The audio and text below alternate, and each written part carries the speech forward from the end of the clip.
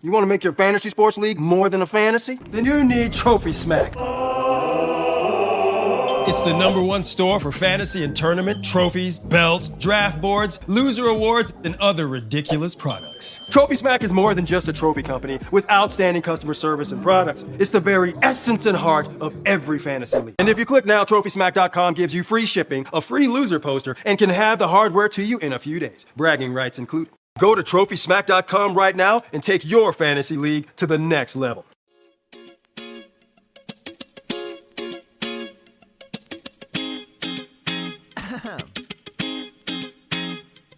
Go. It's about to be a jovial 60 minutes, my dude. And you hear right now, what you gonna hear right now? Chase of all the places, and you hear right now, what you gonna hear right now? Chase of all the places.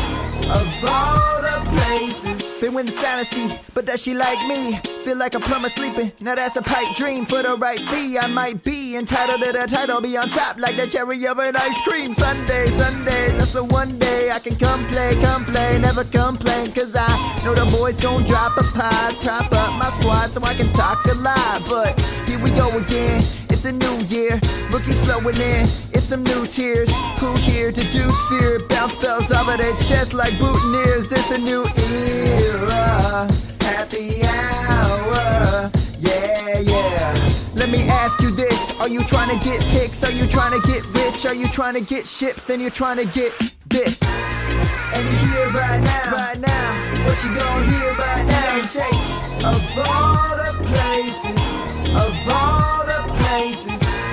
and you hear right now, what you gonna hear right now? Chase of all the places. Hey everybody, welcome back to the Dynasty Happy Hour, presented to you by the Fantasy Points Media Group. Week 5 is almost in the books. There's a big matchup going on as we record with lots of fantasy stars in it, but we are going to talk to you about this week's game, starting with Thursday night. But before we do, I want to introduce you to my co-host, Tyler Gunther, and my boy, James Crease. What's going at on? FF_chef. Get those followers up. That's right. Tyler doesn't need followers. Chief. He's usually I don't tweeting know about why. something I don't know silly. why I do have followers, but Same. Yeah. James, what's up with you and Joyzy? It's raining here, so it's not a nice Joyzy day. Yeah. Do you guys remember that song by Hillary Duff where she's singing about the rain? Let the rain fall down. No. I mean, I know a lot of rain songs. Not I'm a only big happy when Hillary it Duff rains fan. by Garbage. anybody Blame It on the Rain by Milli Vanilli. Blame it on the anybody rain. who listens to this, tweet out to Doug, James, and I about the Hillary Duff song, and like it starts like "Let the rain fall down." Remember this one? Oh, I Nope. can't even remember now. How about November Rain? In the cold November rain. That's a great song. It's like 20 Classic. minutes long. Well, Rain falls on the tin But is it a Tool roof. song? What song is that? She lies awake on my bed. oh, I know one. I got one for you, Tyler. It's raining, man. Hallelujah. Great classic. It's raining, man.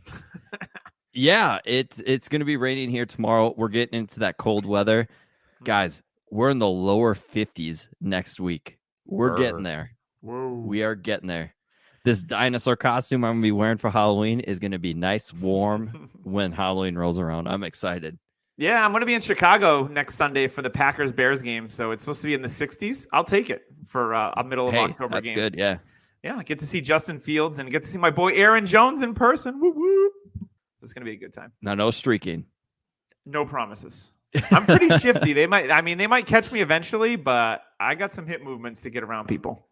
So We don't want to see the hip movement if you're streaking. I'll get the helicopter. That's how you start the helicopter up. Oh, You got to That's gas true. it up. Then you just float away. You get it ready for takeoff. Just not safe for work. It's fine. I'm talking about a helicopter, a chopper. Yeah. Get your mind out of the gutter, James. All right. Let's roll into week 5. There is a lot going on. It is lots of injuries this week. We'll go over them as we go over the games. But it is definitely becoming a war of attrition yet again in fantasy football this year. It's going to be last man standing, just limp to the finish line type of season with the amount of injuries that we're seeing week to week. Everyone's like, this is the worst I've ever seen. No, it was bad last year and the year before too. Yeah. It's bad every year. So, running back keeps getting thinner and thinner until it's like just going to be wasted away and not a position you're even going to use anymore because there's like 3 running backs in the league. But Puka Williams thin. That's how thin we're getting. It's Puka Williamson. That's mad thin. All right, let's start with Thursday night's game. We had the Rams and the Seahawks. Big injury news out of this one. Absolutely destroys me in a league where it's a super flex league. Russell Wilson is my only healthy quarterback. And yeah, not great, Bob. Russell Wilson has the old mallet finger, not to be confused with Ryan Mallet finger. But mallet finger, he's going to miss at least a month, maybe more. Geno Smith comes in at the end of this one. Looks actually pretty decent. But this was the big welcome back Bob Forrest game. 12 receptions, 150 yards. Darrell Henderson looked good. Tyler, what do you got from this game for your quick obs? I mean, I'm going to go with the running game for the Rams. And my first instinct was, okay, Darrell Henderson looks all right. Doug, your comp to Eddie Lacy sticks with me because it is spot on. The number, the style of run, the hair, the style he runs with. All I can think of every time I see him running is Cam Akers is going to destroy if he can come back 80% healthy. And my hopes is that happens. Like, we see Marlon Mack. We haven't really seen the full Marlon Mack. We haven't seen the carries or anything. But I feel like Akers can be an outlier, just age, draft capital, the type of athlete he actually is. I feel like he could be an outlier. So if there's a chance you can go out and get Akers, 2022 could be a massive year for him because I know Henderson will be on a contract year then. I just feel like the Rams aren't happy about having Henderson back there. But when Cam Akers was back there, you could tell they wanted to get him rolling. They wanted to make it a priority. And with Stafford at quarterback, that can actually happen. Now, James, I know you're a big fan of Akers, so I know you can agree with this one. I'm on it with you. One of my takeaways from this game, well, thank God Robert Woods came back to life just for at least one game, obviously against the worst defense in the league. But it was great to see him get 14 targets. Makes me feel all warm and cozy inside on these cold fall days. A little bit of Bobby Trees keeping the fire warm for you. Yeah, and we also did have Chris Carson miss this game with a quote-unquote chronic neck injury. That's obviously concerning. We like Chris Carson when he's healthy. Alex Collins took over. He was okay. I mean, a tough Rams defense. He was all right. I mean, you probably picked him up for free in Dynasty leagues a couple weeks ago like I did because I was like, you know what? Rashad Penny's not there. It's Alex Collins, and Chris Carson isn't exactly healthy all the time. Yeah, start adding those backup running backs. Everybody, do it now. For sure. Yeah, Devontae Booker, anyone. Yeah, you definitely want to start adding them now because it's only going to get worse. We're in week 5, and we're talking about some major running backs out for injury.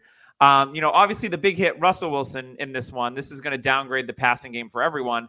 And Tyler Lockett, the crazy thing about owning guys like Tyler Lockett is you have these, first couple of weeks, he's like your wide receiver 1 in fantasy. And then the last 3 weeks, he's a ghost.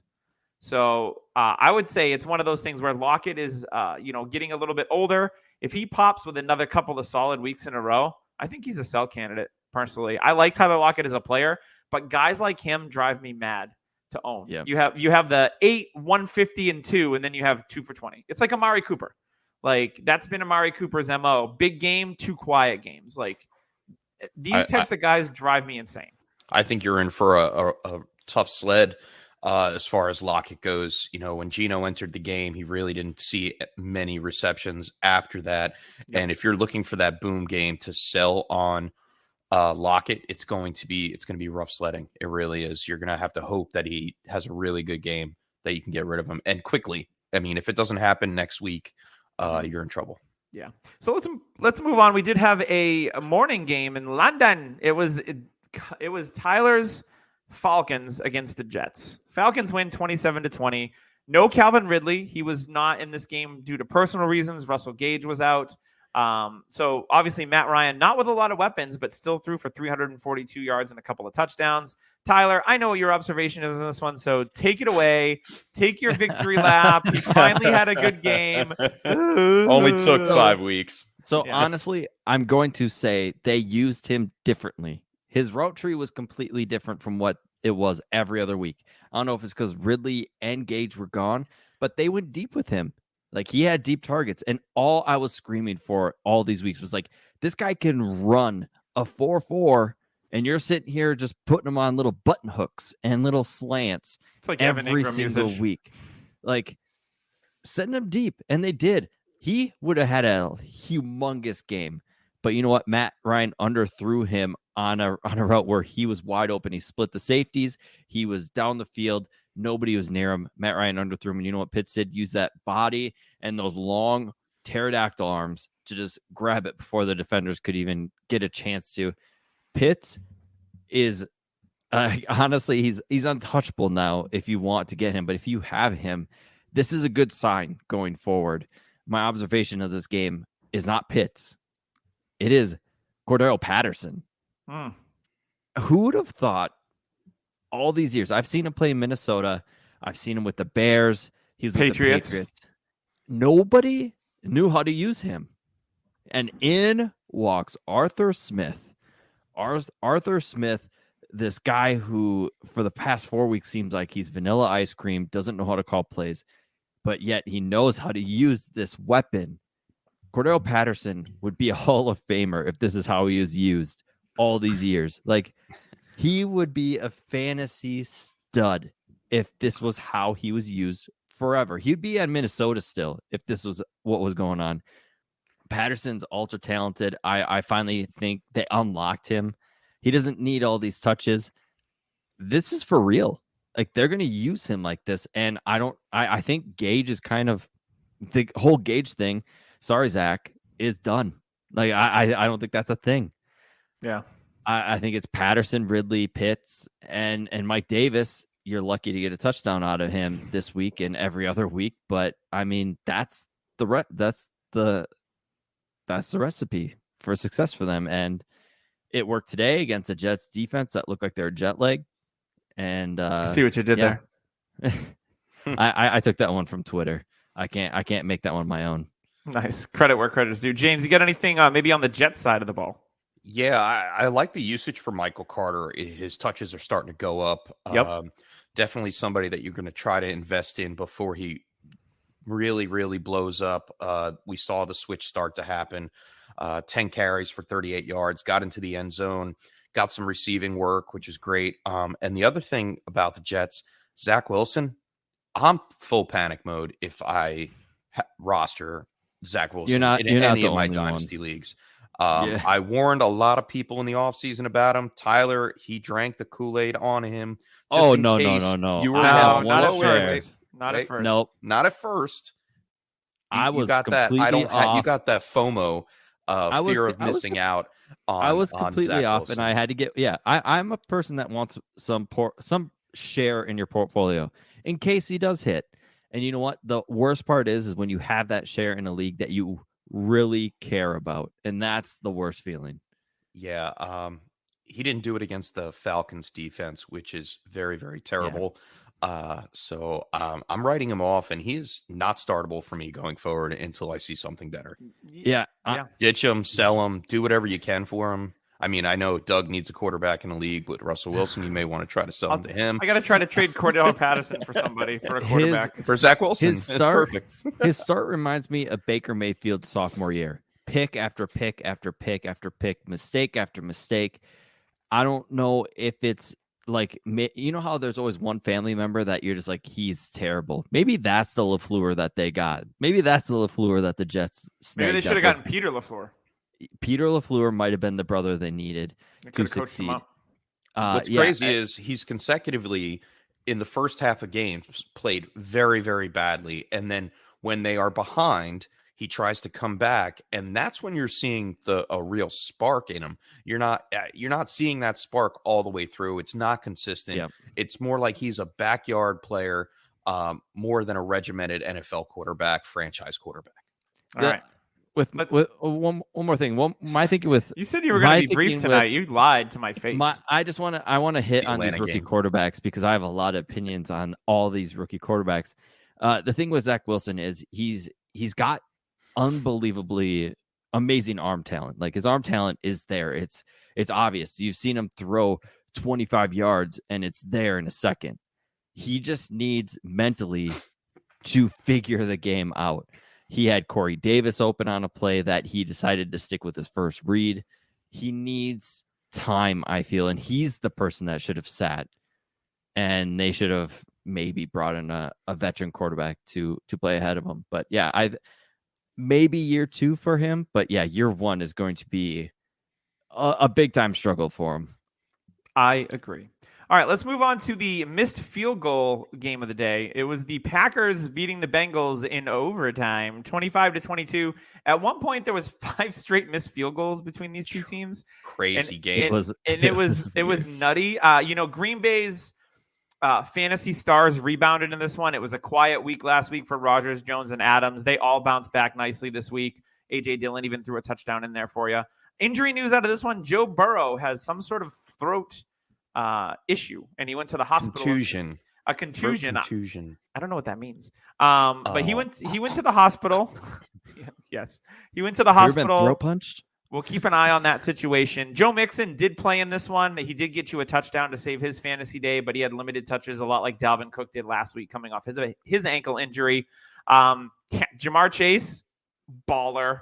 If you own Jamar Chase in Dynasty, like me, in a bunch of spots, let's go. That whole Chase trade, I was looking back on it today. So behind the curtain, Doug and I kind of swapped Trevor Lawrence and Jamar Chase, and he got Goff as well. I'm still happy about it. Like, yeah. We'll talk about the quarterback, but I hate not having Chase, but man, like both of them look pretty good. The great part about Chase is it's only his rookie year, and he showed today that he is the alpha receiver in that offense. Higgins comes back. He gets 7 targets, caught the ball 5 times. But it was Chase. When they wanted a touchdown, they went to Chase. When they wanted to move the ball down the field, they went to Chase. The only reason why Higgins even broke double-digit fantasy points was the 2-point conversion. Yeah, so it's Chase. Definitely Chase. That toe touch catch in overtime was great. Was awesome. That was insanity. Yeah. Devontae Adams, 11 receptions, 206 today, and a touchdown. I thought my man Mike Williams was going to take the gold today for the wide receiver position. But, Adams, 206. Great. Yeah, after a quiet week last week, he rebounded nicely. So that was good to see. I don't really have too much from this game other than that it was a fun game to watch. Obviously, the Bengals 3-2. They were right in it with the Packers, who are now 4-1. So Cincinnati looking pretty good, and we hope Joe Burrow is going to be healthy going into next week with the throat issue that he is experiencing at the moment. All right, Tyler. We had a crazy finish in the next one. Vikings win 19-17. No Dalvin Cook. Ugly. No Dalvin Cook this week. He was scratched at the inactive, so you were able to make your lineup changes beforehand. Alexander Madison steps in, gets a touchdown, gets 31 touches, I think, 32 touches, and 150 yards from scrimmage. Justin Jefferson is, I think, 3 straight weeks over 100 yards now. Adam Thielen almost gave you a bagel. He didn't get any receptions until the very end of this freaking game. Yep. And it was ugly for a bit. I started Thielen in a couple leagues, and I was like, ugh. And then the Lions, Hawkinson, another quiet day. This is 3 weeks in a row. I'm starting to get a bit concerned there. He was on the injury report. And then our boy Swift, he finished out nice. So I'm going to go to James on this one. James, what do you got for the Vikings Lions? The one thing I do have, obviously you mentioned the running backs. They're great. The Detroit head coach, Dan Campbell, if anybody saw the highlights from the press conference, my man was crying, like legitimately tears. That was a heartbreaking loss. Running down I felt his tears. I mean, his cheeks. Come on. You went from biting people's kneecaps to crying in a press conference. Choose which one you want to be and run your offense the same way. It seems like every time they had Minnesota on the ropes, they gave up. They couldn't complete drives. It doesn't look good. I'm out on Minnesota- Detroit players. I really am. Besides Mi- Swift, obviously. Minnesota you can't shouldn't even have pick. won. I mean, Amon St. Brown, I like him. 2 straight I weeks also- of healthy target Yeah. percentage. Correct, but you 13 never know who's PPR going points. to get it between him and Quintez Cephas. So that's the problem there. Last week it was Cephas that had the better week. This week it was St. Brown. That's gonna be tough to judge on a weekly basis. And hopefully you don't have to rely on those guys. But in some dynasty leagues, we do have to rely on them, especially how things are going out. What do you got, Tyler? I mean, Alexander Madison, if he ends on a team, second contract, like he's a starting running back in the league. He's a Tony Pollard style running back. He should be a starter. He is a great running back. He's still super young. So if you still have an opportunity to get him when Dalvin's healthy and his price lowers, go do that, because I do feel like another team will try to jump in and trade for him. I do want to talk about Amon-Ra St. Brown. I actually disagree. I think if Hawkinson keeps falling, like tripping over himself, it seems, and dropping passes, Amon-Ra seems like a very stable target for Goff, and Goff is looking for him a lot. Yeah, I think Goff- he's led the team in targets the last 2 weeks, Yes. right? Yeah. Goff Well, is last very week he only comfortable with had him. one target. No, last Or week. eight. he No, was- I'm sorry. He had 8. The week Yes. before he had 1. Apologies. Yes, and Amon-Ra is actually becoming a safety blanket for him, which is very nice. He's going to be a 13-point type guy. And if you're okay with that for a wide receiver 3 or a flex spot, like that's perfectly fine in PPR. I would take that every day. So yeah, I actually like Amon-Ra St. Brown. Swift is great. Yeah, other than the Alexander Madison stepping up, it seems week to week whenever he needs to. I mean, he was getting hit hard, but Madison was also giving it back a bunch of times. So I love watching him run. With Madison, I just want to bring up one thing. With Madison being capable of running this offense on the ground, in charge when Dalvin Cook is out, I'm looking at Dalvin Cook like as soon as he comes in and dominates, I'm looking to dish him off. I think Madison might. How dare you? I know. I'm a big fan, Doug. Don't get insulted. But I can see Madison actually carving out an every week role now that he's shown that the offense is content with him running the ball. He is like a Dalvin Cook light, and not in BMI, not in fantasy, maybe in fantasy. No, I mean though. touches wise. This ain't a He Zeke can handle Pollard it. situation. They are giving Dalvin the ball. Minnesota's very stubborn with contracts, and when they hand out contracts, they are using you. And that's what's going to happen. I mean, Their offense runs through Dalvin. They're not going to change it. Dalvin's going to fall apart on the Vikings. You're going to know when he's done, because they're going to ride him until the tires are bare and all of them pop. Like that's So you what don't the think Vikings Madison's do. going to affect his value at all? Nope. No. I think he's a very valuable backup. And I like he's going to get 5 carries a game, maybe 8. But Dalvin's going to get his 20 carries and 5 catches. It's just how it is. Dalvin is a different monster. Like Madison's great, but Dalvin is so quick, so shifty. And what we saw from Madison today, Madison, if that was Dalvin on that breakaway run, he's gone. Fair enough. Agreed. All right, let's get to the next game. This was an interesting one. The Pittsburgh Steelers pick up a huge win at home. They're now 2-3, 27-19 over the Denver Broncos. Teddy Bridgewater was healthy in this one. I thought he played okay. Cortland Sutton, man, he's like the hit or miss of the weeks here. 7 for 120 and a touchdown to lead the Denver offense. And then for Pittsburgh, man, it was a Chase Claypool, Najee Harris week for sure. Harris, he is becoming more and more attractive in your dynasty leagues just with his usage. 25 touches this week, 142 yards and a touchdown. I've been impressed. And even Big Ben, I mean, I know he's kind of like dust. His delivery is so gross. I was watching his touchdown throw to Deontay, and I'm like, that was like 8 minutes long. It was a great throw, though. It's like I was watching a pitcher on the mound. The 8-minute arc of Yeah. the ball. For injury news in this one, Juju gets hurt again. I'm not starting Juju Smith-Schuster the rest of the year. I'm going to plant my flag on that one. I just can't. Dynasty. It's insane. Like the rise and fall of Juju. I mean, Juju was like the number one receiver in Dynasty for like a little bit. And now he's like a guy. It's just, it's ugly. And I don't really want to talk about it because it makes me sad. So Tyler, what do you got for Pittsburgh, Denver? I'm actually going to go with somebody who did not play in this game, and that's Jerry Jeudy. He's coming back soon. And I think Jeudy, if he is fully healthy, is going to come back and be the one. Again, what we saw the week he got hurt was he was dominating. He was the target that you wanted to get on Denver. And right now, before he comes back, because the second they say he's healthy and he's playing, his price goes right back up. So right now you got the "what have you done for me lately" crowd. You're on my IR. You could get him for a discount price. Go out and do that. Do yourself a favor and go get Jerry Jeudy, because he is a great receiver. And I think he's kind of on that Amari Cooper path where people are going to be like, he's hurt.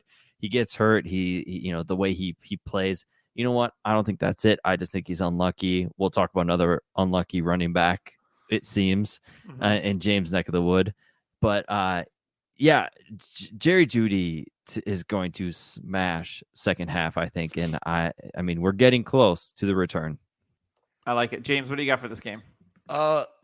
Just to note that it's still a 50-50 split between Melvin Gordon and Javonte Williams, which is disturbing.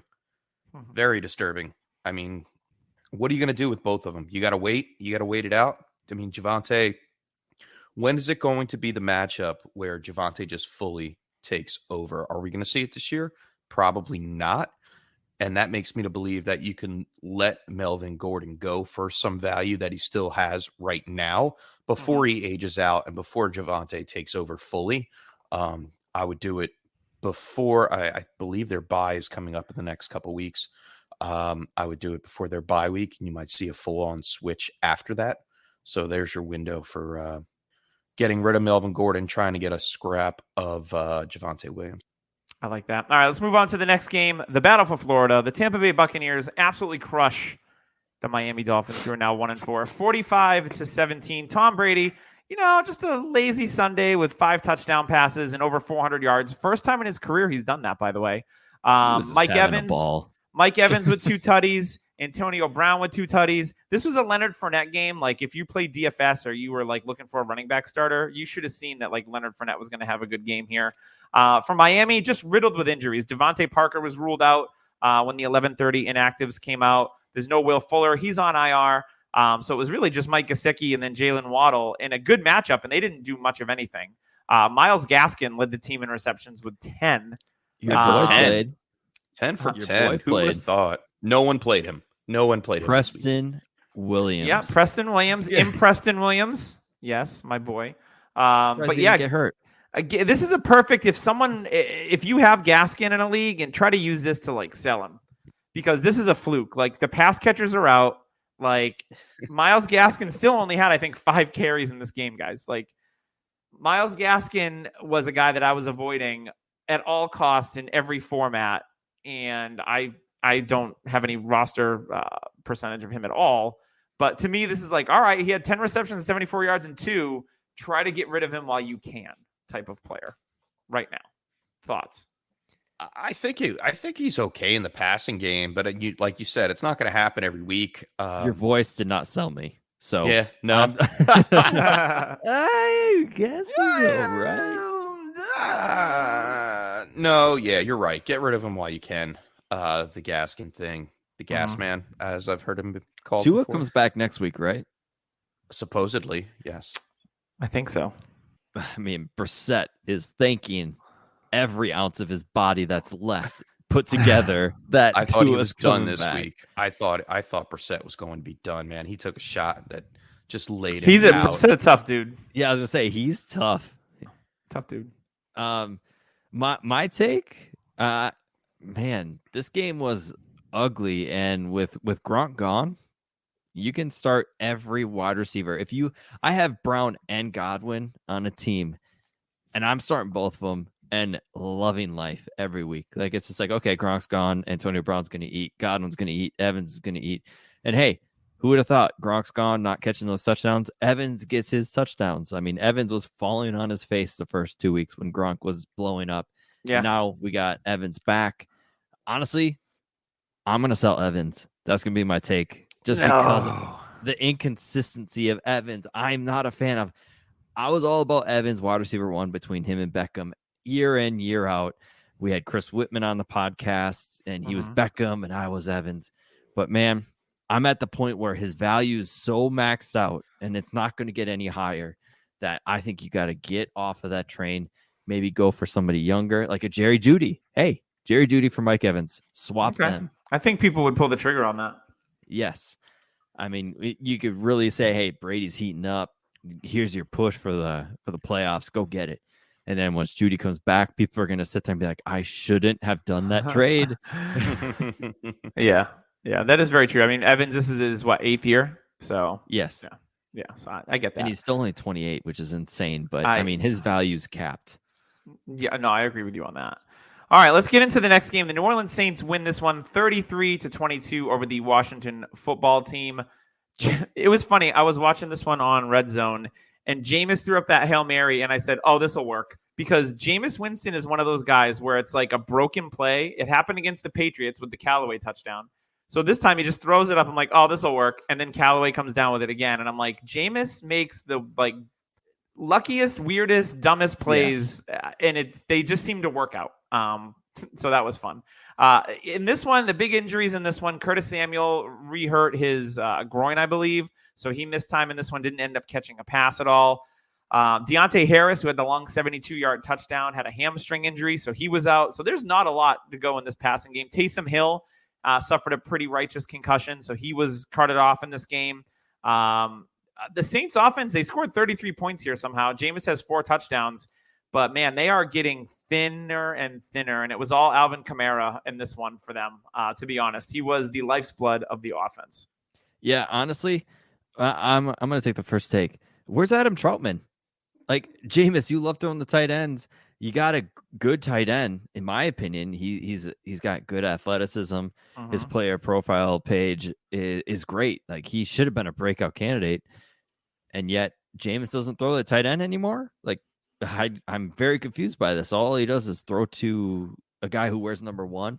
Is that his thinking? Maybe that he got LASIX, that he's like, oh no, why am I throwing to these tight ends all these years? Why don't I throw it to these wide receivers? It's mind blowing to me. But actually, my real take is Michael Thomas. I want to get your guys' take on Michael Thomas because he's due back soon, I think. I mean, I have him in Capitals Pigs too. I want to ship him off. I just don't know where his value's at. So you guys talk to me about the value of Michael Thomas because he's 28. He should get a ton of targets when he comes back. Oh, yeah. I mean, we're talking like Kenny Stills and Chris Hogan are getting targets in this offense. Like, like a bunch of retreads. I think Michael Thomas, if I could acquire him for a mid-second, I would probably do it. If I was in a win now team, you probably get at least 2 to 3 years out of him. He's the type of player that could last a long time because he's that safety blanket slot type of guy. My biggest concern with Thomas is the team situation with the Saints. I think there's some drama there with Thomas not getting his injury fixed until June. Kind of really was not a good look for him. So that would be my concern. I think the player is fine, but I don't know if it's going to be a situation where he's going to be a Saint for too long. Maybe he goes to a better place. I don't know. But I mean, he could just be like, oh, I'm healthy, but I'm not really healthy, so I'm not going to play. I could see him doing that. Yeah, that's true.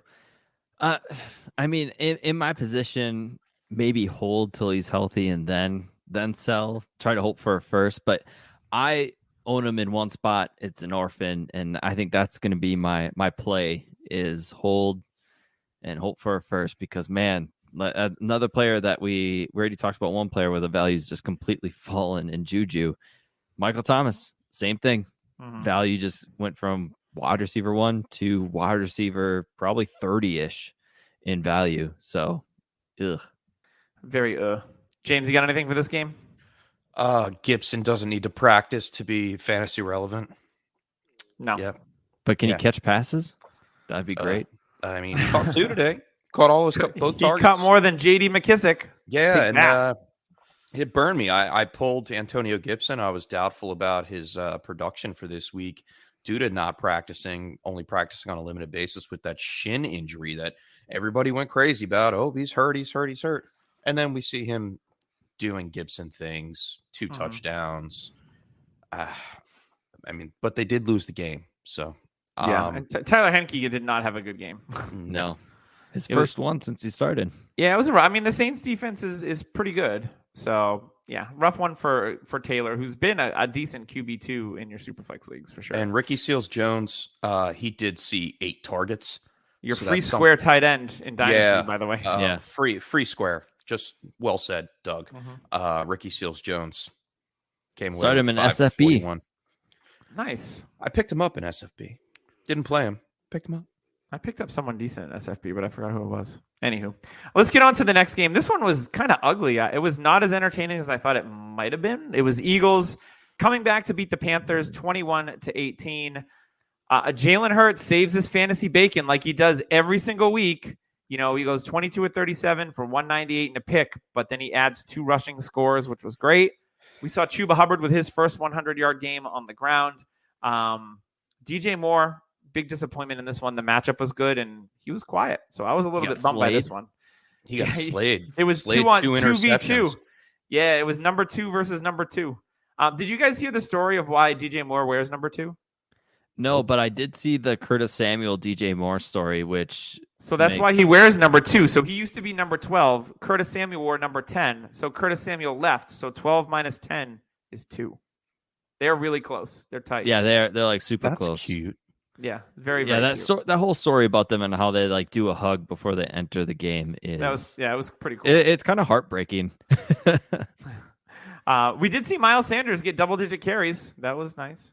What I did don't he do? have have much for this game, to be honest. What'd he do with So them, nervous though? about Sanders, man. I'm trying to get rid of him. I really am. Yeah, I like go him. get 5 go catches get for 6 Gainwell. yards, though. Go get Gainwell. Yeah, 5 catches for 6 yards. You know, it beat the Gainwell would yards, have okay. added a 0 at least to the yardage on that because Gainwell can do stuff in space. That's true. This game was ugly. It was, call it what it it was is. definitely ugly. Carolina's defense really showed up. So did the Eagles too, though. They put a whooping on Darnold later in the game, which actually won them the game. Darnold wound up throwing 3 interceptions. We said 2 to Slay himself. Adam Gase was in the stands. Yeah, Gase was in the stands yelling, With his yelling crazy at eyes the, staring at at the him. What is he Carol- even looking at? Darnold. I see Just you, showed up Darnold. to check out Darnold. The Gase stare. Yeah, that was pretty much it, man. I mean, the receivers for the Eagles, I want them to Devonta get had a into the end touchdown zone, called back. but I He had a need good game. Jalen Hurts to stop scrambling backwards. He gets nervous and runs backwards for about 15 to 20 yards every time he gets hurried. That's a bad habit that he's got, and I hope he works through it. Yeah. Yep.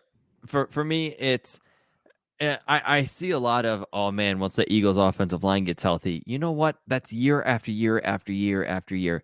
Once in a while, you got to blame it on your quarterback. And hey, Jalen Hurts, you screwed up a lot today. But you know what? You've got a weapon in Devonta Smith. James, I was just talking to you Yes, while we playing were. Fortnite, and I said, you know what's a move people should make? They should trade CD Lamb for Devonta Smith in like a first, because they're producing around the same level in PPR. And I feel like and James did a bunch of studying on it, and he wrote an article. James, I'm not going to spoil your article, and I'm not going to talk much about it, but you can tell people where it's at. It's over at Ball Blast Football, and I will mention the matchups. I just pulled it up here. I mean, Smith ranked before this week. Smith ranked wide receiver 37. Lamb was a couple of spots, maybe like 5 or 6 spots ahead of him, and they're pretty much before this week. Obviously, Lamb had a big week. They were pretty much even. Lamb 20 receptions to Smith's 18.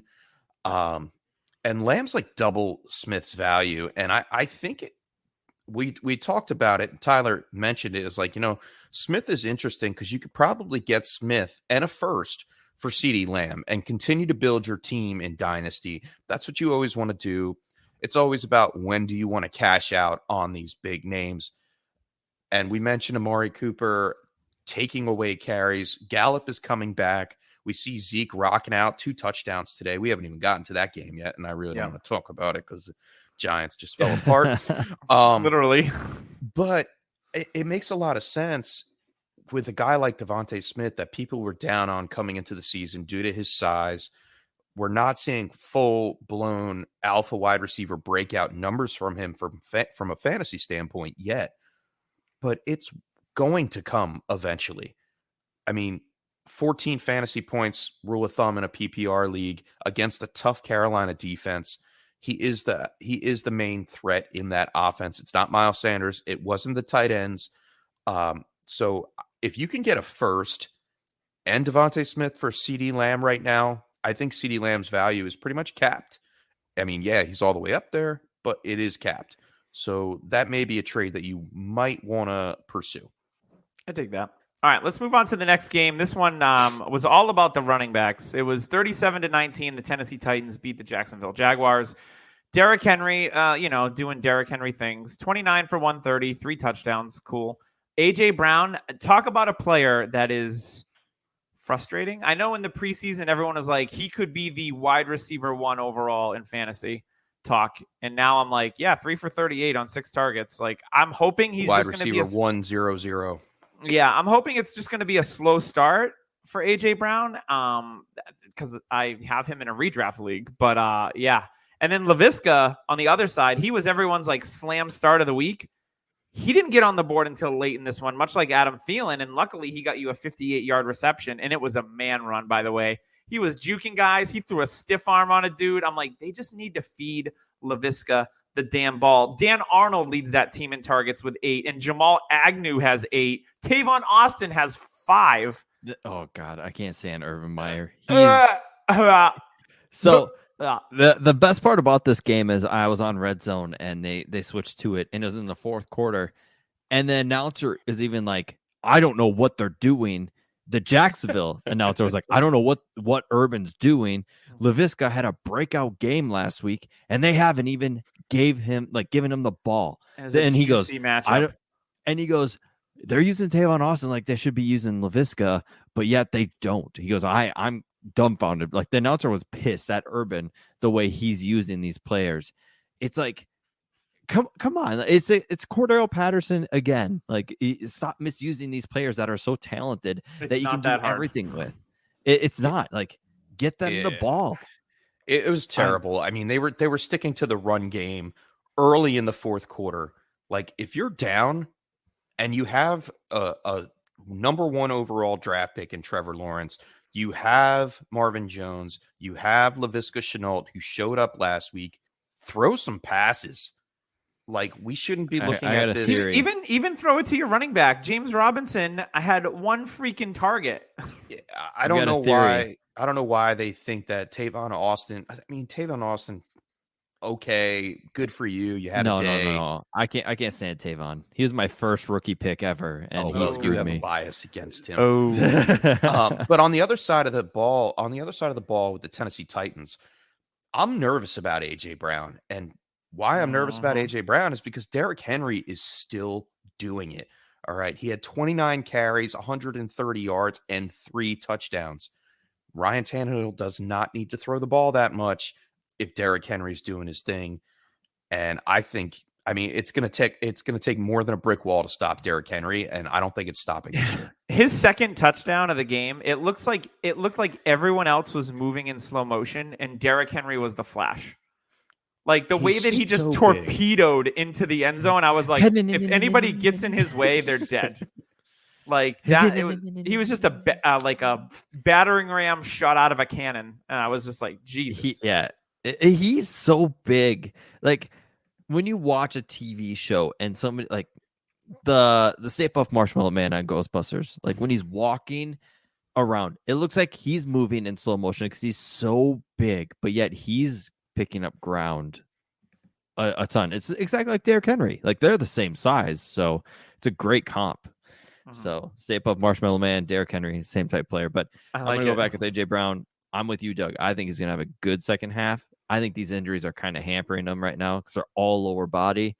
And, man, he just got off pretty major surgery in the offseason. So Mhm. I'm hoping, because I did trade for AJ Brown in a league this past week, and I'm hoping that buy low turns out. What'd you give up? I gave up Devonta Smith and a mid-second. I can dig that. All right, let's move on to this crap show of a game. The New England Patriots crawl back to win 25-22 over the Houston Texans. The Patriots make Davis Mills look like an NFL quarterback. I was just about to say, there's only one thing we need to talk about this game. The stud in the making. You need to Mac Jones? Chris Moore.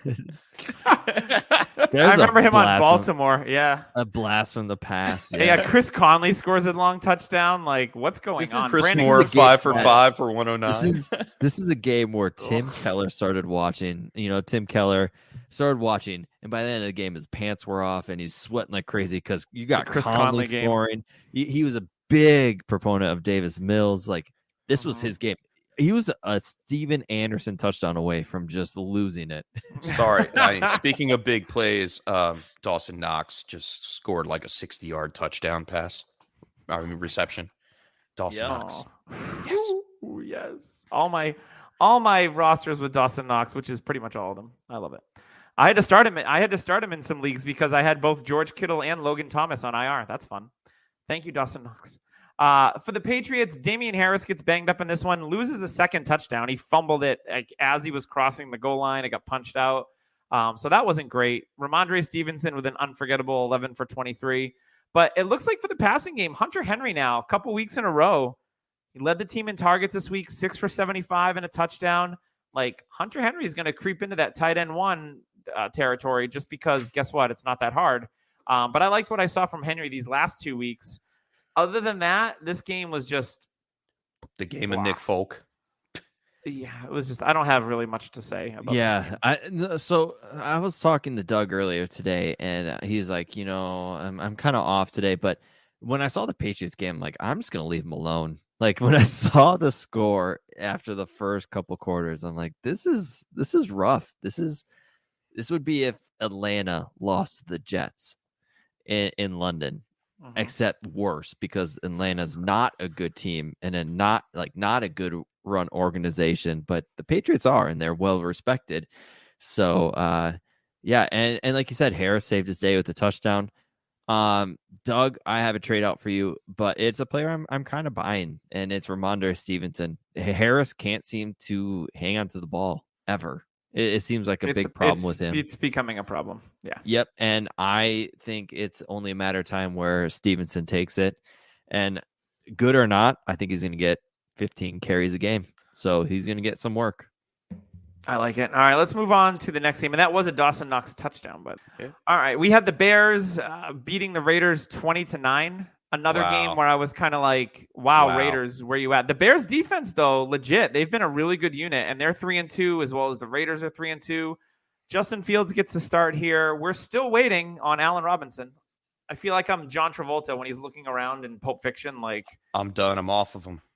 I'm going to start selling him. 4 for 32, 5 targets. Darnell Mooney, 3 for 35, 5 targets. He was the leading receiver on this team. Well, when you're throwing the ball 20 times, they ran the ball game, it seems. 37 times in this game. Khalil Herbert, baby. I mean, for standard leagues, Khalil Herbert smashed. Hey, Khalil Herbert looked good. Yeah, he did.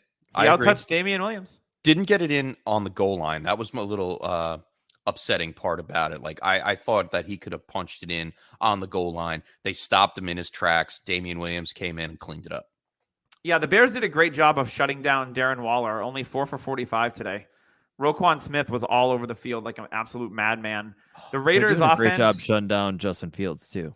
Yeah, I mean, Josh Jacobs does what Josh Jacobs does, 15 for 48 and a touchdown. Like, cool. The Raiders offense it was just a bad game. Derek Carr got dinged up in this one. Yeah. Are we worried about Darren Waller right now? No. The same amount that I think we're less worried than we are with Hawkinson. Yeah, I agree with that. Yeah, fair enough. Now, here's a trade that the Patriots should do: Josh Jacobs for Damian Harris. Just switch them, because it seems like both teams want to try to get them to be what they thought they were. but they're not doing that on their said teams. I think Jacobs would smash with the Patriots, and then Harris would be like a Gruden favorite because he's a better Peyton Barber. So for me, in this game, I'm going to go with the rookie quarterback. I like Fields, and I think his outlook's good, but honestly, this could be coaching, it could be player. Fields needs to look off of his first read, and that was a big issue in college. He seems like he can't progress through his reads well, which is what a lot of scouts were worried. And that's what you're seeing. The Bears' offensive line isn't great. So when he's trying to progress through these reads, once he hits his second, because he looks at his one for so long, he's getting hit, and he's getting hit a lot. And I'm worried about him because he could get hurt very early in his career, which could then rattle him. There was one play where he got tackled and his body went in like 54 different directions. Yeah.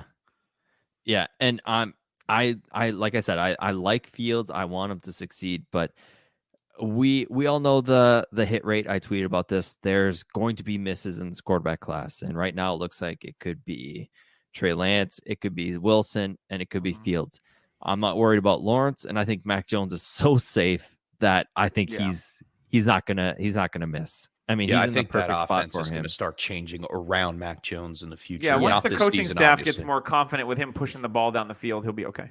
Yes, so I think those two are safe. It's all on the other three to see how they progress, and we'll talk about Lance when we get there, because there's some worries that I have about him too.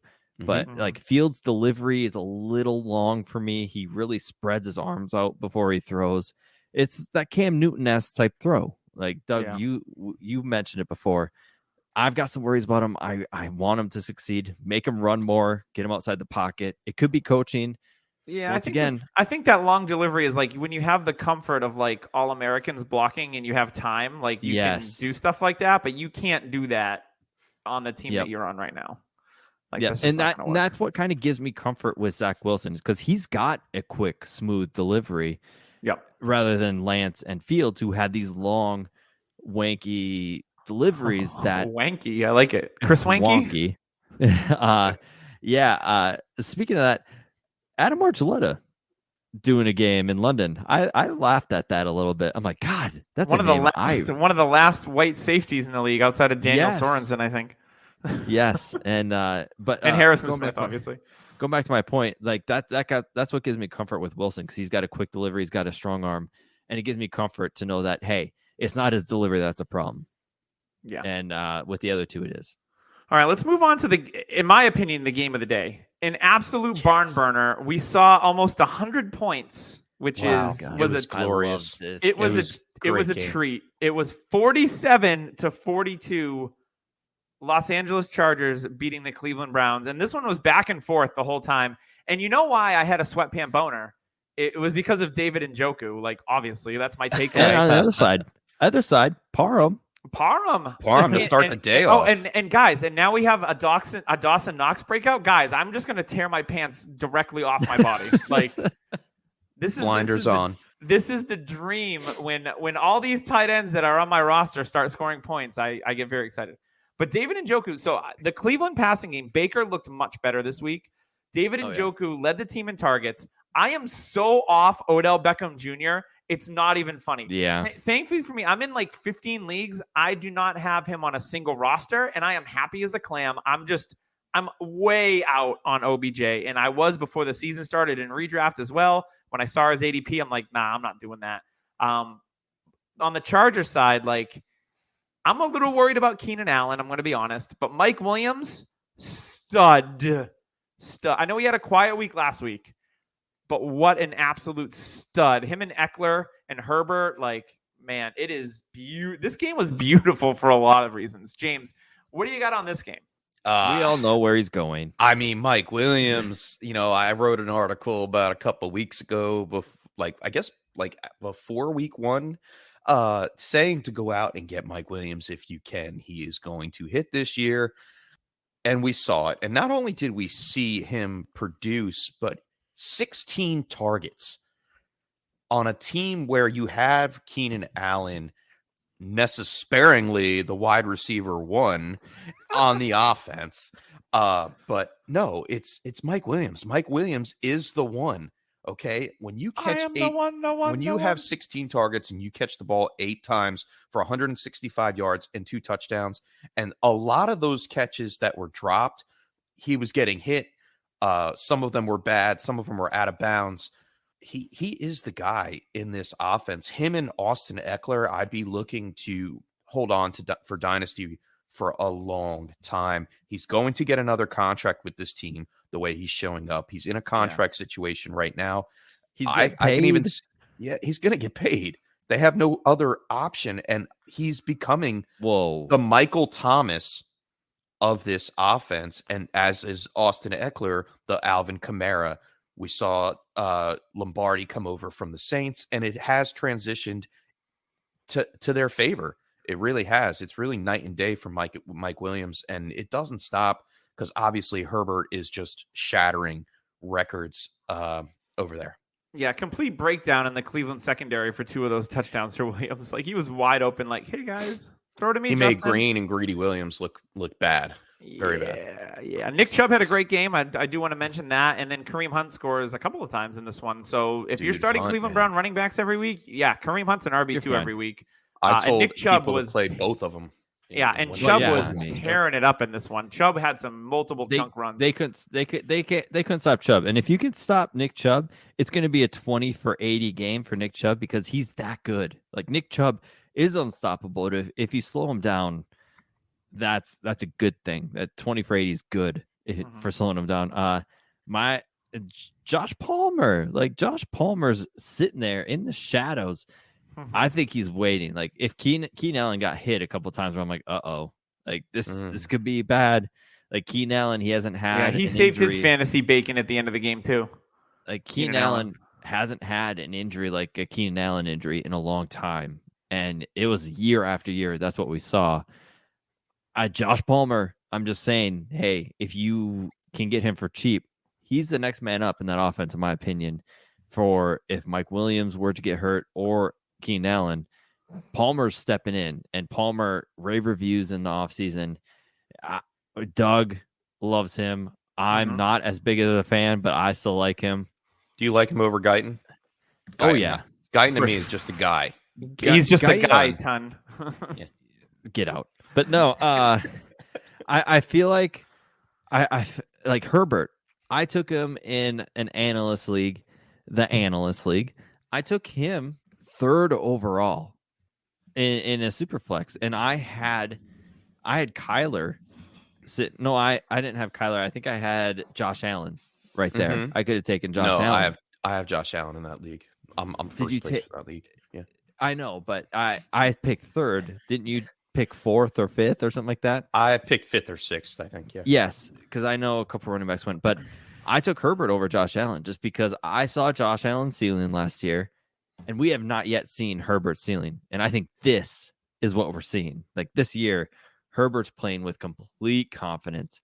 Yeah. And hey, if you can do a Mahomes for Herbert plus a first, kind of like what we talked about Devonta Smith, I'm game for that completely. I would like to make mention that David Njoku is in a free agent year, and he just turned 25 in July. You could add AB for him. I'm glad I kept him. I mean, he's not free now, but he was about a week ago. He was pretty much free. He was a few weeks ago, yeah. But unless he's on Doug's team, then he's a first. I mean, plus, even in a tight end premium, I'm not giving up more than a 3rd for Njoku right now. I mean, a late second, I think I would. I think ultra talented. We're seeing the production. We're seeing the production come because Landry is out. They're keeping Austin Hooper towards the line to block. Jedrick Wills didn't play in this game. Njoku's just getting open, man. But I was going to say, like, there's things that Njoku, led to Njoku getting as many targets. It isn't talent; it's injury. It was always injury for him every year. It was never talent, and I think that's when they brought in Hooper because they're like, "Hey, Hooper can block. He's safe." They're like, "Hey, let's hang with Mr. Hooper." Yeah, and I mean, I think once they brought Hooper in, they realized, like, oh my god, like, Njoku's Achilles is more athletic than Hooper's night whole. And day. Yeah. Austin Hooper's like a young Jason Witten. A 35-year-old Jason Witten. He's the guy that wanted the trade, and then all of a sudden he blows up. Yeah, you sign Austin Hooper as a free agent, you immediately get a pair of white New Balances that come along with The Velcro strips. the dad runners. Mow the lawns in those bad boys. All right, let's get on to the next game. That game was fun between the Browns and Chargers. Lots of fun. Let's get to the Giants against the Cowboys. Cowboys pull away in this one, 44-20. But the Giants suffered many, many injuries. Daniel Jones was out and ruled out, I think, with a concussion, right, James? Yeah, he got. Yeah, we can go into it later if you'd like. Yeah, so the he list is done. He was ruled out. Kenny Golladay left the game with a leg injury. It looks like he was playing because he pulled up a goose egg on a team. He was. Yeah, he got hurt. And Saquon Barkley, the most notable one, he rolled his ankle. They're saying it's a low ankle sprain, and he possibly could miss next week. Dude, they showed his foot on the sideline, and I'm like, dog, he is not playing next week. I've had ankles, and they haven't blown up like that as quickly as that did. So I think he's going to miss multiple weeks, in my non-professional opinion, just because that thing was an absolute balloon on the sidelines like 5 minutes after it happened. Oh, yeah. That's a basketball rolled ankle. Like when you go up for a rebound and you step on and somebody's you land foot. on it, it's just yep. Yeah. But the big news for the Giants, though, in this one, Kadarius Toney. Yes. The necessarily wide receiver. Necessarily Toney. 10 receptions for 189 and then gets kicked out of the game for throwing a punch, which is always fun. I've got a tweet from a friend of the show, Mike Clay. It's most receiving yards in a single game by a rookie over the past 15 seasons. Number one was Justin Blackmon with 236. Mike Evans with 209, Juju with 193, and then today, Kadarius Toney, fourth on the list with 189 yards in just his second game with significant playing time. And didn't he have 80 yards last week? I'm sensing a trend here for Kadarius Toney, the rookie pick that nobody wanted. Just saying. James, let's go to you. I wanted him, and you know it's a funny situation because he scored more fantasy points than both Allen Robinson and Darnell Mooney and Justin Fields combined. So that's something to think about there, Chicago fans. Yeah, for everyone that doubted David Gettleman. You're making Jason Garrett clap more. I can hear it. Yeah, I mean, no, we knew Toney was a speedster. His physicality level is off the charts. All right. He's very, very agile. fast. Very agile. Very agile. Yeah.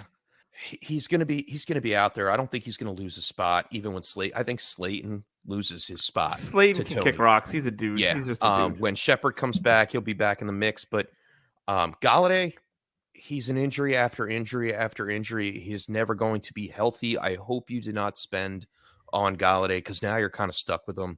Toney, you should have bought him in the preseason for literally nothing. The guy was going in third rounds of rookie drafts. No one wanted him. If you got him, I think you could hold on to him for a while because Daniel Jones, obviously this game got out of hand. Daniel Jones got injured, but I see Toney stock just going up from here. I don't think it's going to go down from here on out. My only thing I want to say is, Barkley, keep your eyes in front of you and stop complaining about a no call because that's how you got hurt. You threw your hands up, you looked at the ref, and you're like, where's the call? And you know what happened? You stepped on a foot and rolled your ankle because you were complaining about that. It's like, look in front of you a little bit because you almost ran into Toney, who's been your best offensive player. What if you hurt him? Like, come on, dude. Like, just play. Oh, and if you're thinking that Devontae Booker is a free piece pickup for next week, no, they play the Rams. I would stay away. So I remember Booker when he came out. I liked him. He's a thick boy now. Like he's always been thick. He's always been thick. Not like that. Hey, can we talk about a minute about Dalton Schultz though? Like another 6 for 79 leads the team in targets. Real. He's not going away. He's a tight end one, and Zeke. I know the Pollard one he dropped. He should have broke 100 yards. He dropped a big one. Yeah, he did. So Pollard, 14 carries for 75, a lot of carries towards the end. But I am just really enthusiastic about what we've seen from Zeke these last few weeks. He looks like he's back. Like after a slow start to this season, he's making more explosive plays. I got to say, if you invested in Zeke, because there was a point in the offseason where his stock was so stupid low. And then it started to come back up again. But Zeke's looking good. They're using both of these running backs, and they're both, getting fantasy points for you. And that's great. Zeke's not being used in the passing game as much as he was before. But I love the usage, and he's still scoring got a touchdowns. receiving touchdown. Still got a receiving touchdown. Yeah. I just picked up Zeke in the aforementioned league that Tyler said, the analyst league. I spent a 2020 second and a 2020 third first. I am 4-0 in that team, about to be 5-0. If you are a winning dynasty team going for it all this year or in the next year, go ahead and pick up Zeke. Pick up Zeke and then trade him in the offseason and trade him in the offseason after your season's over, after you already have that trophy from Trophy Smack. Shout out Trophy Smack. But yeah, I was always a fan of Zeke, and I'm not getting off him anytime soon. Maybe he finally stopped partying on Endor. Wub wub. Bad jokes. So I was actually watching the Cowboys game last week with my son Lincoln, who's 8, and I go, "Hey, what does that guy look like?" And he's like, "He looks like an Ewok, Dad." And I was like, "I love you." Yes, my kid gets it. My kid gets it. Son moment you can have. My kid gets it. All right, let's go to the last game on this particular slate, other than the one that's going on right now. Arizona Cardinals 17-10. Kyler Murray with a really quiet day. That San Francisco Niners defense is legit. But yeah, I needed more out of some Kyler. I feel I needed more out of Kyler this week. I needed more points, and I didn't get a ton of them. And I also got 7 carries for 1 yard. I know some of that was kneel downs at the end, which didn't help me either. The passing game in this one, pretty well dispersed. Hopkins finally leads the team in targets again, went 6 for 87 and a touchdown, so it looks like he's back. Rondale Moore, he pops up here and there, leads the team in rushing, adds 60 yards receiving, and then he'll probably do nothing next week. It's very frustrating, this Arizona's passing. And then Chase Edmonds doesn't do anything for you. Max Williams got hurt. Yeah, Max Williams got carted off. Yeah, it was just, which is sad because he's having such a good year. One thing on Kyler Murray, in the second half of the game, he looked sloppy. He looked hurt. Saw him messing with his shoulder. I think he took a shot once or twice. Just keep an eye on him. Make sure he's practicing next week in full at some point, because he got banged up in this matchup. It was the tale of two defensive hits this game. And Niners defense was playing real well. And his fantasy numbers showed of it. Like, they were leaning on the run more. We saw they were creating plays for Rondale Moore. DeAndre Hopkins, though, he's D-Hop. Don't ever discount him. Please. He'll always show up for you when you need him the most. Yeah, Deebo Samuel added a rushing touchdown to kind of save his fantasy day. But Tyler, I know you wanted to talk about Trey Lance a little bit. Yeah, you guys know I was a huge fan of Trey Lance. He's actually my quarterback 2 ahead of Justin Fields. I thought he had the most upside of these quarterbacks. But man, like, Shanahan, I think, wants Mahomes, but he's getting something else. And I feel like he's using them like Lamar. More design runs. Yeah, 16 carries for Trey Lance. Yeah. Like that seemed way almost obnoxious. Like, come on, let the kid throw him out. Like, and it seemed like you knew when they were running with him. Like, they were clearing out the backfield. You could just tell every play, like, oh, this is a design run. Here it comes again. Awesome for fantasy. The kid's not going to last long if they keep doing this. Like, he's not Cam Newton. He's not built like Cam Newton. Nobody is. He's a big guy, but that's not it. My issue with Trey Lance is, once again, the delivery. We were talking with Tim Keller a little bit, and he even brought it up. He goes, he drops the ball down. It's like a sway motion, and it kind of loops a little bit, and he drops it down a little. It's elongated. And what you need to do in the NFL is get the ball out quick. What we talked about with Justin Fields. It can be worked on. He's with a great coaching group. You got Shanahan who's going to help him out. So he, in my opinion, is in the better situation to get that fixed rather than Fields, because, I mean, Fields next year could be different. But, I mean, when you got Kyle Shanahan, he's going to put you in the best position to succeed. So I'm not as nervous about Trey Lance as I am with Fields, but there's a lot of inconsistency, a lot of accuracy issues with Trey Lance. But, man, when he can get the ball off and he's got time, man, he has probably the strongest arm in this class when it comes to throwing power. But I'm going to be honest with you, out of all these rookie quarterbacks, I'm comfortable with Mac Jones, and I'm very excited about Trevor Lawrence, because what I've seen from him and his growth, especially with that kind of tainted locker room, I feel so much more comfortable with Trevor Lawrence than I have yet this year, because he is growing He's looking great week to week, and they're not going to have Urban Meyer there next year. So I think they're actually going to go to Trevor and be like, hey, who do you want as your head coach? Like, give us some options. Here's what we got for a coaching slate. And they're going to actually listen to Trevor Lawrence. So I think next year is a big year for Trevor. About Trey Lance, we knew that he was not NFL ready coming in. True. We knew that. All right. The only reason why he got the start today was because Jimmy G is a little banged up. And I think Jimmy G comes back in. I don't think he's the starter from here on out. Another good sign from the offense from San Francisco is that Elijah Mitchell took over the backfield. Yes, he only got 9 carries, two targets, but he made the most out of those 2 targets, caught the ball twice, 19 yards. Trey Sermon, done.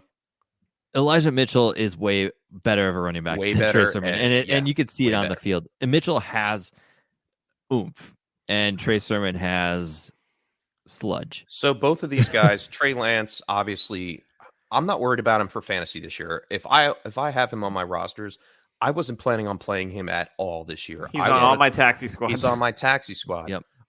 Elijah Mitchell, on the other hand, I would like Jimmy Garoppolo to come back into this offense so Elijah Mitchell's stock can get boosted up more, because I didn't go out and spend the fab on Elijah Mitchell for Trey Lance to run the ball 16 times. Just keep in mind, Jeff Wilson will be back soon too, and they like him. So in November. So Elijah Mitchell has until November. He'll be gone in November.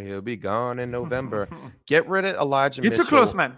I want to see a couple games with Elijah Mitchell breaking out a little bit, and then I'll dish him off before Jeff Wilson comes back. I disagree. Hang on to him. Jeff Wilson's a great, goal line back. He gets the touchdowns.